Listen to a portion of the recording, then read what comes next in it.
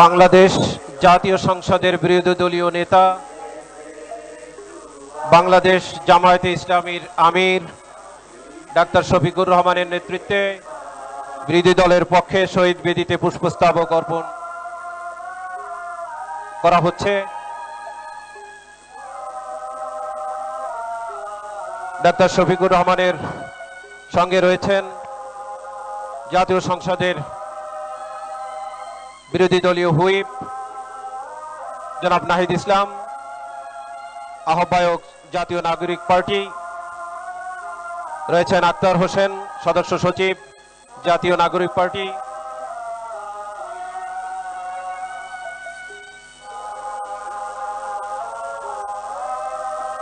বাংলাদেশ জামাতে ইসলামীর আমির ডাক্তার শফিকুর রহমানের নেতৃত্বে